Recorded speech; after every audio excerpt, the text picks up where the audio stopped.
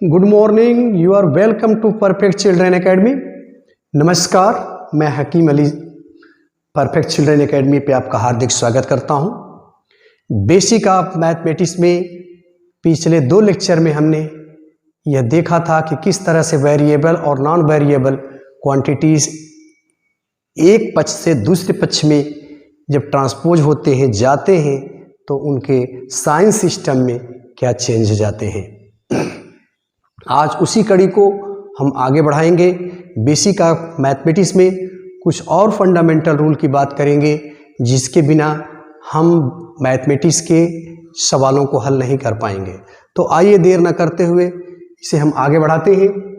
Transpose rule में 2 lecture में हमने बातें की थी कि किस तरह से वेरिएबल और नॉन वेरिएबल क्वांटिटीज़ का एक पक्ष से दूसरे पक्ष में जाना और उनके साइन में चेंजेस संभव होते हैं। आज एक हम छोटे से एग्जाम्पल भी लेते हैं। जैसे सपोज कर ले कि यहाँ हमने लिख दिया 4x और +2 इज इक्वल टू, यहाँ सपोज कर ले हमने लिख दिया 2x +6 लिख दिया। अब यहाँ आप देख रहे हैं कि यहाँ पे ये जो चर राशियाँ हैं, ये जो चर राशि है इसके साथ अचर भी जुड़ी हुई है और इस चर राशि के साथ अचर राशि भी जुड़ी हुई है। यहाँ भी वही बात है। तो इसमें हमें x की वैल्यू अगर फाइंड आउट करनी है तो हम कैसे करें? इसको हम 2 तरह से कर सकते हैं। इसके पहले मैंने आपको बताया था कि ये चर राशि है, वेरिएबल क्वांटिटीज़ है, ये एक साथ आना चाहेंगे। तो आइए हम पहले तरीके से इसको करते हैं। हम इसको ऐसे लिख सकते हैं 4x - 2x is equal to, यहाँ हमने चर राशियों को एक साथ कर दिया और अचर राशियाँ जो वेरिएबल कांस्टेंट वैल्यू हैं, जो नॉन वेरिएबल है, उनको हम एक साथ कर सकते हैं। सपोज कर लीजिए यहाँ 6 वहीं का वहीं है। हमने इस चर राशि को के जो वैल्यू है 4x को यहीं रखा, एज इट इज रखा। इसे तो कोई कष्ट होगा नहीं। इस पक्ष से हम इसको इधर ला रहे हैं तो कष्ट इसे होगा। और मैंने आपको बताया था कि गणित की भाषा में जो कष्ट होता है वो उनका साइन बदल जाता है। तो जब ये यहाँ इधर आएगी तो इसका चिन्ह बदल जाएगा, यानी 4x - 2x हो गया। अब आप सपोज कर ले कि यहाँ 6 एज इट इज है, जैसे है वैसे ही है। जब ये इधर जाएगा यानी अपने स्थान को छोड़ेगा तो इसका साइन बदल जाएगा, तो 6 - 2 हो जाएगा। अब हम 4x में से 2x घटा देंगे तो यहाँ हमारा हो जाएगा 2x इज इक्वल टू 6 में से 2 जा 4। और इसके पहले मैंने आपको बताया था कि x की वैल्यू जब भी फाइंड आउट करनी होती है, पिछले लेक्चर में हमने बात की थी, यहाँ पे कोई अगर साइन नहीं है या इधर ये है, तो x का मान जब भी निकालना होता है तो ये जो इधर की वैल्यू होती है उसको हम वैसे ही रखते हैं और ये जो वैल्यू होती है इसके बटे में हो जाती है। तो ये हमारा है x का मान 2 दूनी 4, ये आ जाएगा। इसी सवाल को हम दूसरे तरह से भी हल कर सकते हैं। जैसे हम पूरे पक्ष को, ये जो लेफ्ट हैंड साइड का जो पक्ष है, हम ऐसे ही लेफ्ट हैंड साइड में ही रखते हैं। सपोज कर लीजिए कि लेफ्ट हैंड साइड में ही है और इस पूरे पक्ष को हम इधर ला सकते हैं। तो यहाँ पे जब पूरे पक्ष को ले आएंगे तो यहाँ सपोज कर लीजिए इसको हम कोष्ठक में कर लेते हैं और ये इसको माइनस कर देते हैं। माइनस करने के बाद इस पूरे पक्ष को हम इधर ले आते हैं तो ये हमारा हो गया 2x + 6। और इस पक्ष में चूंकि कुछ नहीं है, ये पूरा का पूरा पक्ष इधर आ गया है, इसलिए हम यहाँ 0 लिखेंगे। अब हम इसको देखते हैं, इस कोष्ठक को खोलते हैं, 4x - 2। अब ये देखिए, ध्यान दीजिए, इसके पहले हमने आपको बताया था कि यहाँ पे ऋण है और इस कोष्ठक के बाहर अंदर कोई भी इसके पास साइन नहीं है, इसका मतलब वो धन है। तो ऋण और धन का जब भी गुणा होगा तो ऋण होता है, ये बात बताया था हमने। तो ये हो गया 2x और यहाँ भी ऋण है और ये धन लिखा हुआ है, दिख रहा है। तो ऋण का गुणा जब भी धन में होगा तो यहाँ भी ऋण हो जाएगा, यानी 6 हो गया और इज इक्वल टू 0। अब हम पुनः क्या करेंगे, एक जाति वाले को एक साथ सजा लेंगे।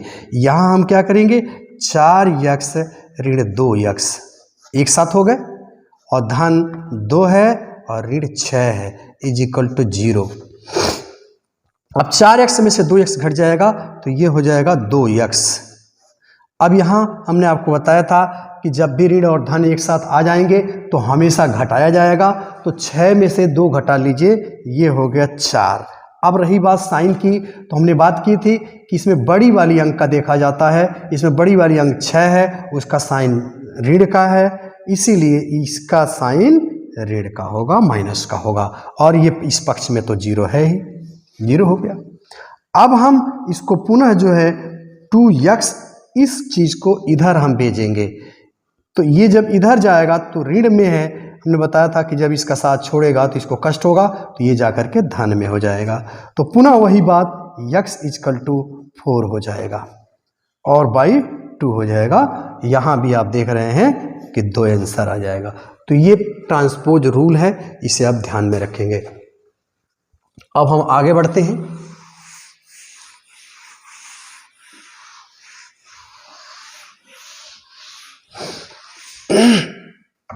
सपोज कर लीजिए हमारे सामने a बाई बी के रूप में, सपोज a बाई बी, ये अकेला है, पूरा अकेला है, और b बाई सी एक साथ आए हुए हैं। इसी को हम चाहें तो ऐसे भी लिख सकते हैं, a भागा b बाई सी। ध्यान दीजिएगा, इसका हर कुछ भी नहीं दिख रहा है, तो हम चाहे तो एक हर मान सकते हैं। अब देखिए इन दोनों को अब कैसे हम हल करेंगे। जब सवालों को हल करते हैं तो इस तरह की परिस्थितियां हमारे सामने आती हैं और बच्चे अक्सर गलतियां करते हैं। उन्हें ये पता नहीं रहता है कि ये इसके पास जाएगा या इसके पास जाएगा, कभी यहाँ कर देते हैं, कभी यहाँ कर देते हैं, जिसकी वजह से उनके सवाल गलत हो जाते हैं। और इस फंडामेंटल फैक्ट्स की जानकारी ना होने की वजह से वो हमेशा समस्या में फंसे रहते हैं। तो देखिए इसको सिंपली मैं समझाता हूं, ये अभी आपके समझ में नहीं आ रहा है तो इधर देखिए, यहां ध्यान दीजिए, a बाई 1 हमने लिख दिया और आप जानते हैं कि a पहले आया है, तो जो पहले आया है उसका मर्तबा बड़ा है। भाइयों में भी जो पहले बड़ा भाई होता है वो उसका मर्तबा बड़ा होता है, जो छोटा होता है वो उसके आगे नमन करता है।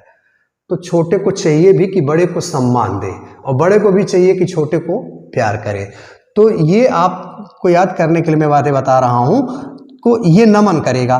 तो एक चीज़ जरूर ध्यान रखिएगा, ये जब भी भाग में रहता है तो इसको गुणा में बदल दिया जाता है। तो जब ये नमन करेगा, इसका नमस्कार करेगा, तो इसका सिर झुक जाएगा। मतलब ये है कि इसका सिर ऊपर में है और पैर नीचे में है। तो आपको करना इतना ही है कि ये सिर जो है नीचे कर दीजिएगा, यानी c बाई बी हो जाएगा। ये बात ध्यान रखना है आपको। तो जब आप देखो इस रूप में हो गया, तो ये इसका अंश है, इसका हर है, इसमें भी इसका अंश है, इसका हर है। और आप पढ़े हो भिन्नों का गुणा, आप पढ़े हो कि अंश का अंश में गुणा करते हैं और हर का हर में गुणा करते हैं। तो इस तरह से आपका a का c में गुणा हो जाएगा, यानी यह ac हो जाएगा, और b का 1 में गुणा होगा तो b एक अन्य b हो जाएगा। तो इस तरह से ac हो गया। आप देख क्या रहे हैं, इस तरह से हमारे समस्या आप समझ गए होंगे।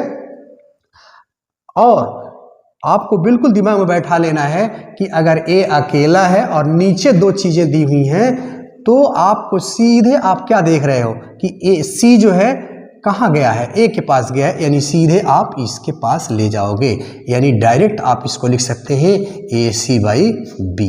तो ये फंडामेंटल फैक्ट्स आप दिमाग में रखिएगा। जैसे सपोज कर लीजिए, एक हम छोटी सी बात ले लेते हैं, जैसे 2 हमने ले लिया, 2 ले लिया पूरा, और यहाँ हमने 3/4 ले लिया। अब इसकी वैल्यू क्या होगी, या इसी को हम 2 भागा 3/4 भी लिख सकते हैं। तो आप जान रहे हैं इसको हर एक मान लेंगे। अगर ऐसे आप समझ गए होंगे तो सीधे आप इसको यहाँ कर लोगे, यानी 2 गुणे 4 हो जाएगा और बटे 3 हो जाएगा, यानी 4 दूनी 8, 8/3 हो जाएगा इसका हल। लेकिन अगर आप ऐसे आपके समझ में नहीं आ रहा है तो आप ऐसे भी कर सकते हो, 2/1। अभी मैंने आपको बताया कि जो बाद वाला हो, पहले वाला नहीं झुकेगा, बड़ा है ये, जो बाद वाला है वो सर झुकाता है, तो इसका सर नीचे कर देना आपको। लेकिन हाँ ध्यान रहे, गुणा भाग को गुणा में कन्वर्ट कर लीजिएगा, तो ये हो जाएगा नीचे 3 आ जाएगा और ऊपर में 4 आ जाएगा। तो तो 4/3। यहाँ भी आप देखिए तो अंश का अंश में गुणा होगा और हर का हर में गुणा होगा, यानी 2 चौको 8/3। तो दोनों सेम रिजल्ट आ जाएंगे। तो इस फैक्ट को आप दिमाग में रखिएगा। अब हम चलते हैं नेक्स्ट फैक्ट की तरफ। सपोज कर लीजिए इसी को हमने चेंज कर दिया। अब दूसरे रूल की तरफ, दूसरा फैक्ट की तरफ हम चलते हैं। दूसरे फैक्ट में जब हम जाएंगे तो जैसे हमने ए को पहले रखा था और हम ये भी कर सकते हैं कि A/B ये एक साथ आ जाएं, ये दोनों एक साथ ही हैं और पूरे का बटे C हो जाए। अब देखिए, या इसी को हम A/B भागा C भी लिख सकते हैं, बट्टे 1 कर देंगे। तो अभी हमने इसको समझाया कि A/B तो आपका ऐसे ही रहेगा, बाद में जो आया है छोटा है वो इसका नमन करेगा, नमस्कार करेगा। तो नमस्कार करेगा, उसका सिर नीचे चला झुक जाएगा। तो सिर इसका मतलब ये है कि C को आपको नीचे कर लेना है और A आपका ऊपर में रहेगा। तो 1/C आपका हो गया। अब ये 1/C हो गया। पुनः आप समझ गए कि इसका A का A में गुणा होगा यानी ऊपर में A हो जाएगा और नीचे B का C में गुणा होगा यानी BC हो जाएगा। तो अभी आपने क्या देखा कि इसके पहले जो कहानी थी वो यहाँ जा रहा था क्योंकि ये दोनों आपस में थे। अब आप क्या देख रहे हो कि ये यहाँ जा रहा है। अगर इस तरह से आप नहीं समझ में, ये डायरेक्ट आप समझ जाएंगे तो और बेहतर है, डायरेक्ट आप इसको कर पाओगे। यानी यहाँ भी क्या हो रहा है, A/BC हो जा रहा है। तो इस फैक्ट को आप ध्यान में रखेंगे। जैसे सपोज कर लीजिए अभी हमने एक एग्जाम्पल लिया था, अब 2/3 हम लिख देते हैं। 2/3 हमने लिख दिया, अब पूरे का बटे मान लीजिए हमने 4 लिख दिया, या इसी को 2/3 भागा 4 कर दिया। तो यहाँ बात दूसरी हो जाएगी, ये आपको बिल्कुल ध्यान में रखना है। यहाँ पे आप देख रहे हो ये हो जाएगा 2/3, भागा को हम गुणा में बदलेंगे तो 1/4 हो जाएगा, यानी 2 1 करने 2/3 चौको 12 हो जाएगा। काट सकते हैं आप, 2 1 करने 2, 2 6 12, 1/6 आंसर आ जाएगा। अब इसको देखें तो अभी आप क्या देख रहे हो, C B के पास जा रहा है, यानी सीधे अगर आपको ये फैक्ट पता है तो आप सीधे इसको यहाँ कर दोगे। ये इस तरह से करने की कोई ज़रूरत नहीं है, यानी 2/3 गुणे 4 हो जाएगा। यहाँ भी आपका रिजल्ट 2/12, यानी काटेंगे तो 2 करें 2, 2 6 12। ये सिद्धांत है, इसे आपको ध्यान में रखना है। ये ना समझिएगा कि ये छोटी बातें हैं, यही छोटी बातें बहुत बड़ी बातें बन जाती हैं। इसे अगर आप ध्यान में नहीं रखेंगे तो कभी भी आप मैथमेटिक्स के सवालों को हल नहीं कर पाएंगे। आप उसके फैक्ट, जो सवाल क्या कह रहा है वो आप समझ तो जाएंगे, लेकिन समझने के बाद भी आपसे गलतियां होती रहेंगी। तो हमारे समझ से ये बातें समझ में आ गई होंगी आपके। अगर इसको आप ध्यान में रखेंगे तो निश्चित रूप से आपसे कोई गलती नहीं होगी। अब हम आते हैं थर्ड फैक्ट की तरफ चलते हैं। अब सपोज कर लीजिए कि यही बात जो है थर्ड फैक्ट में अगर इस तरह से हो जाए, A/B बट्टे, ये दोनों एक साथ ही हैं, C/D हो जाए तो क्या होगा, या इसी को हम A/B भागा C/D लिखेंगे।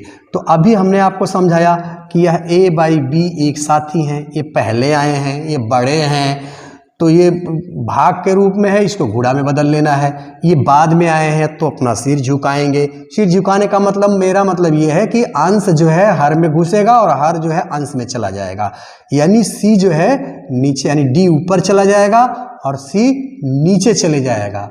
ये बात आपको दिमाग में बिल्कुल बैठा लेनी है। अब क्या हुआ, अंश का अंश में पुनः गुणा और हर का हर में गुणा, तो ये हो गया AD/BC हो गया। तो इस तरह से आप क्या देख रहे हो कि ये अगर इस तरह से देखेंगे तो डायरेक्ट आप देख रहे हो कि ये जो है D इसके पास जा रहा है और C इसके पास जा रहा है। ये कब की परिस्थितियां हैं, तो यहाँ भी AD/BC हो जाएगा। तो ये फैक्ट आपको बिल्कुल दिमाग में रखना है, क्योंकि हम जो सवालों को हल करेंगे तो इस तरह की परिस्थितियां हमारे सामने घूम करके आती हैं। जैसे सपोज कर लीजिए हमने 2/3 लिख दिया, यहाँ पे एक साथ ही है और बट्टे 4/3 लिख दिया, कुछ भी लिख दिया हमने, 4/3 ही लिख दिया मान लीजिए। या इसी को हम ऐसे भी लिख सकते हैं 2/3 भागा 4/3।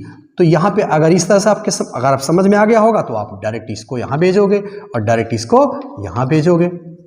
तो क्या हुआ, 2 गुणे 3 हुआ बटे 3 गुणे 4 हुआ। अगर आप काटना चाहो तो ही काट दो, 2 एकम 2, 2 दूनी 4 कर दो, यानी 1/2 आपका रिजल्ट आ गया। यहाँ अगर ये समझ में आपके नहीं आ रहा है तो इसको आप ऐसे भी कर सकते हो, 2/3, ये अभी मैंने बताया कि भाग को गुणा में बदल लेते हैं, 4/3 को 3/4 कर देते हैं, यानी पैर ऊपर हो जाएगा और सिर नीचे हो जाएगा। बस इतना इनको ध्यान में रखना है। तो पुनः देखिए, फिर यहाँ पे कट गया ये, और 2 एकम 2, 2 दूनी 4 हो गया। कटने वाला होगा तो काट लेंगे, नहीं तो अंश का अंश में गुणा और हर का हर में गुणा करके फिर काटेंगे कटने वाला होगा तो ये हो गया 1/2। तो ये आप देख रहे हैं दोनों ही परिस्थितियों में सेम रिजल्ट आ रहे हैं। अब हम आगे बढ़ते हैं, नेक्स्ट फैक्ट की तरफ चलते हैं।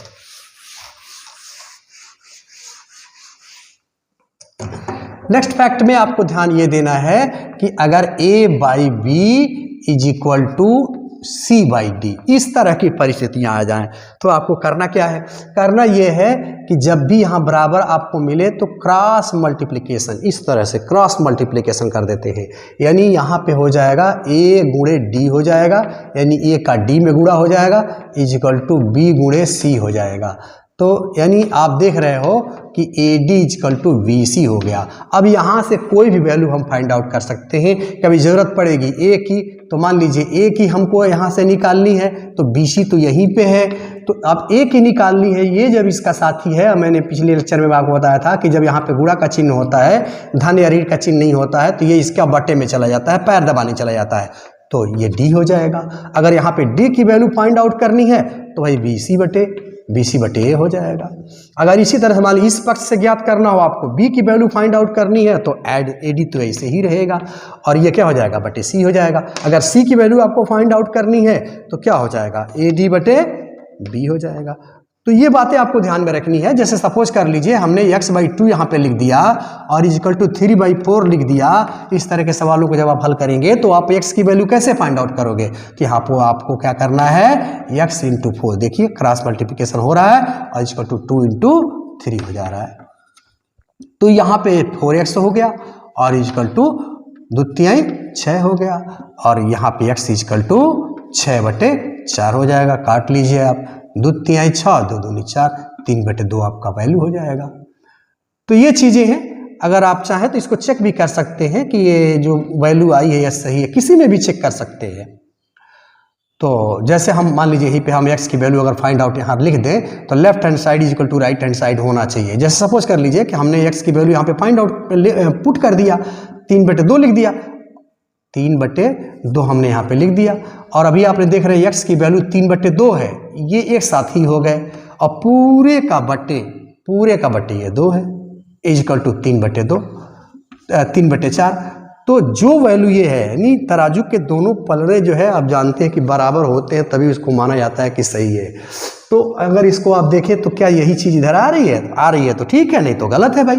तो अभी आपने क्या पढ़ा, अभी आपने देखा कि जब ये इस रूप में रहा, यानी 2 चीज़ें ऊपर में रही, तो ये कहाँ गया था, इसके पास गया था। तो आप यहाँ देख रहे हो कि 3/2 और ये 2 जो है किसके पास, इसके पास चला जाएगा डायरेक्ट, तो 2 हो जाएगा, यानी 3/4 यहाँ भी आ रहा है, 3/4 यहाँ भी आ रहा है। तो ये रहा एक छोटा सा, ये कुछ रहे छोटे से फंडामेंटल फैक्ट्स। तो मुझे उम्मीद है कि ये लेक्चर आपको समझ में आया होगा और इसकी सहायता से आप अपनी कमियों को दूर कर पाएंगे और बेसिक आप मैथमेटिक्स के इस रूल की मदद से आप अपने सवालों को हल कर पाएंगे। तो इसी के साथ इस लेक्चर को ही समाप्त करता हूं और जो लोग चैनल पे नए हैं वो इस चैनल को ज़रूर सब्सक्राइब करें। इसी तरह की मोर इन्फॉर्मेटिव वीडियो पाने के लिए यहीं पे इस वीडियो को समाप्त करता हूं। धन्यवाद।